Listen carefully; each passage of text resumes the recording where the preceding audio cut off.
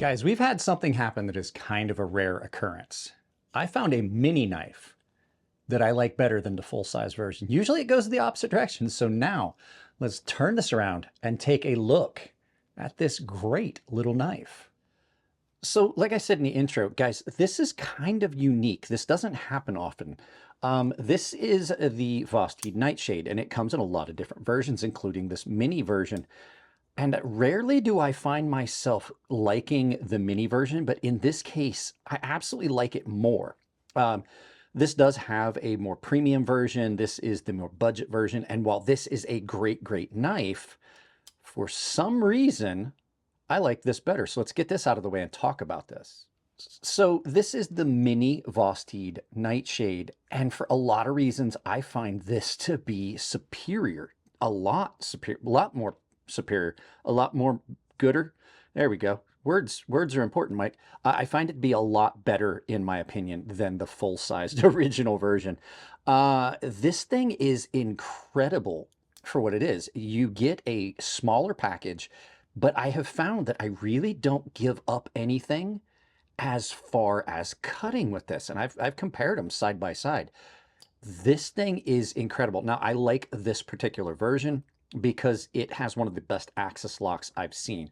So with all that stuff being said, we're going to get some specs out of the way. We'll get the boring stuff out of the way, and I'll try to do size comparisons, but on this knife, it's a little difficult because of the shape. So on this, you're looking at a 2.6-inch blade. So just over 2.5 inches.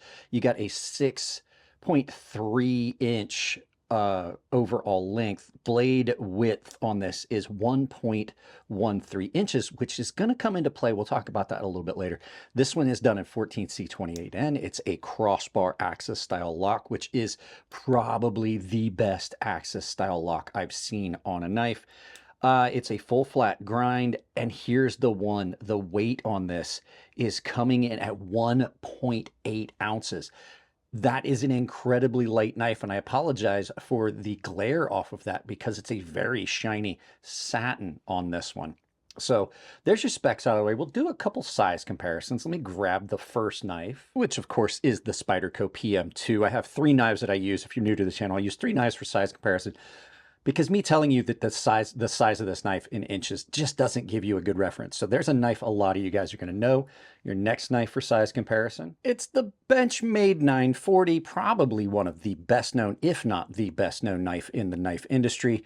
And you can see good, a bit bigger. And we're going to do a comparison a little bit later on something else on this knife. And then your final knife, as always, is the Chris Reese Sebenza Large 21. You can see good bit smaller. This is a really small mini knife, and I'm pretty impressed with why I like it so much. So let's get this out of the way and start talking about this knife.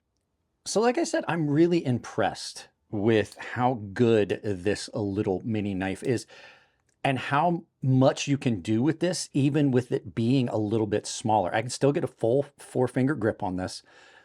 You've got all this area where you can get up on the back of this blade. Beautiful radius to this, basically from tip all the way down to the heel back here. But there's a good bit of curvature to this leaf-shaped blade. It is very well ground. This has got a nice thin behind the edge thickness on this that I really, really dig. It's one of those knives that absolutely cuts better than it should for the size factor. And I think a lot of that has to do with just the shape of the blade itself, and then that radius, and then the angle that it sits in your hand. So when you first get one of these, they are unique in hand. They take a little bit of getting used to when you start cutting, but then that drop down angle that I've said I like in a lot of knives really starts to come into play.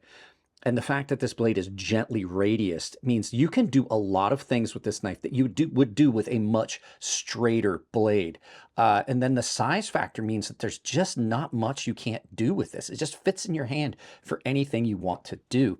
I actually trimmed a roast that had a little bit of silver skin on it with this knife, and getting up on it, kind of like a skinner, gave me really good control, and I was able to trim that off and not lose any meat.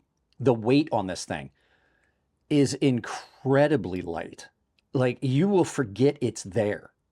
Honest to goodness, you can carry this in any pants because of the weight. It is 1.8 ounces. It's not even 2 ounces, but still cuts so well.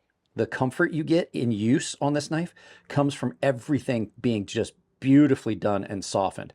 A lot of your weight reduction comes from the fact it does not have full steel liners. It has got a steel area around the Axis style crossbar lock that is there to reinforce it and allow you to have it in there, but not add any weight to the back of the handle. So it just sits right there, beautiful, nice, right around the pivot neutral balance. Action on this Axis lock. This is what I wanted to talk about when I said we were going to talk about the Benchmade 940 again.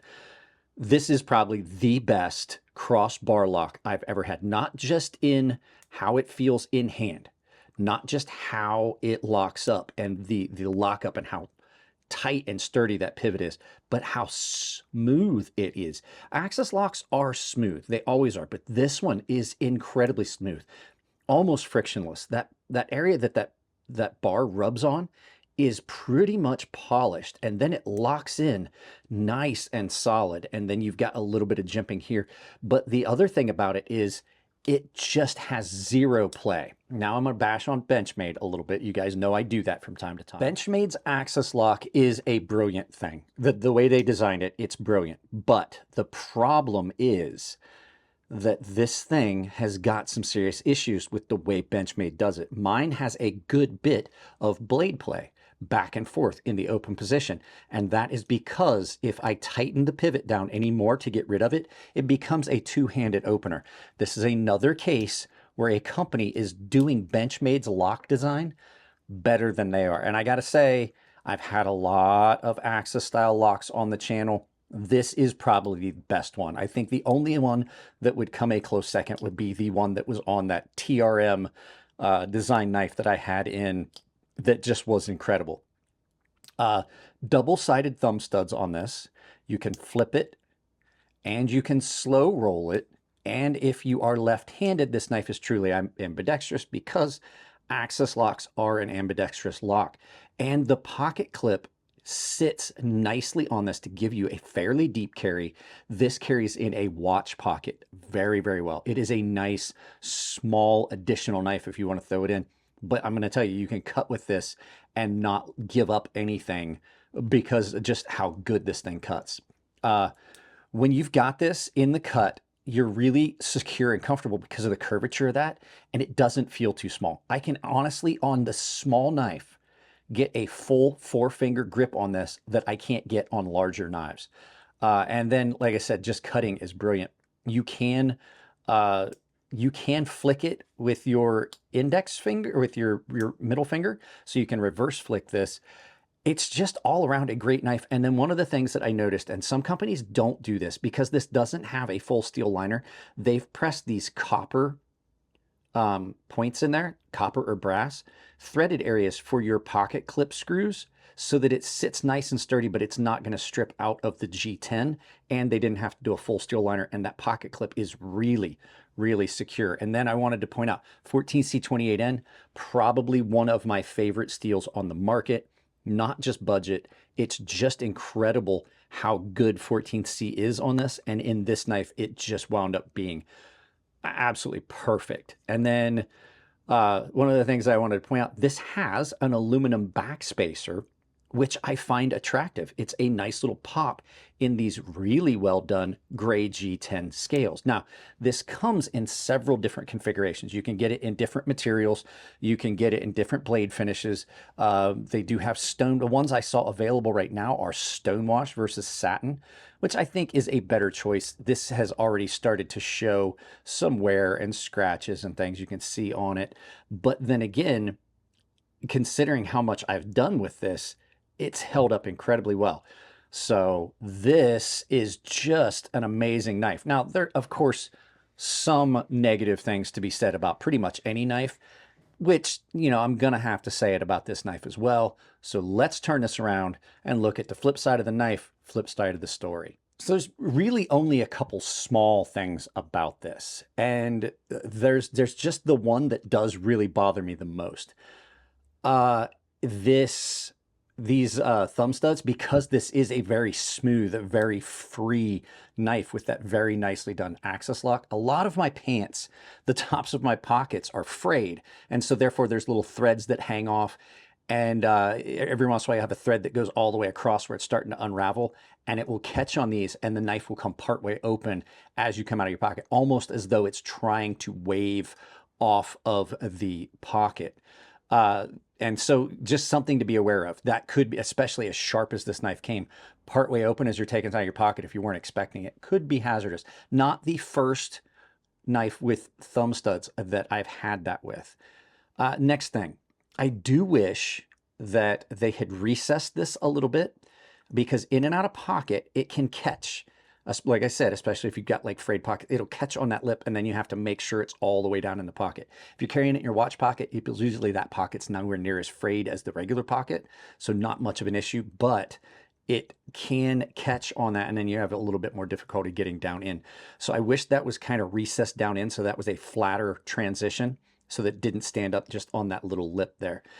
The next thing I wish, I do believe I have some screws that would fit this, but a couple of screws in here would definitely have prevented getting dirt down in the threads if you decide you want to flip this, because it is a very good left-hand pocket carry knife as well. And then final, I think that it would have been great to put a lanyard post right here on the very end of this metal backspacer. It could have just been a pin that went through, because it's an attractive little knife, and having that lanyard hole kind of detracts from it. It makes the knife look surprised all the time. So with those things being said, is this knife a yup or a not? It's definitely a yup. It is a yup every day. It's in a good steel, a great lock. It's a perfect form factor, or size factor for this knife, I should say. And it's one of the few mini knives that you don't lose anything when you go down in size. As a matter of fact, I think it's better.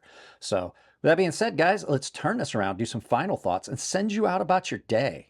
Yeah, guys, there you go. This has not happened very often. This is a rare occurrence. Usually I like the larger version, which, just like the Beg Lighter XL is so much better knife than the Mini or the original. I did like the Mini better than the original, but the XL usually is the one that appeals to me because of hand size. But this is one of those occasions where you just don't give up anything, and I think you get a little bit of more flexibility of carry, especially with the weight. It is so light. So with that being said, guys, that's the end of this one.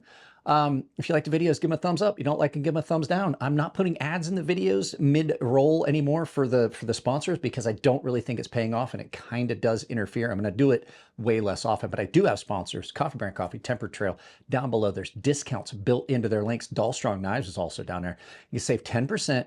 Coffee Brand Coffee, Tempered Trails, when you use my link. I also have a coupon code that is crazysharp, all one word, all lowercase, that will save you 40% at Beyond EDC Knives, 10% at Rosecraft Blades, 10% at Fair and Forge Knife Works, and 10% at KATSU Knives. And KATSU Knives has got some really good stuff they're putting out right now. I have links to most of the major vendors down below that support the channel.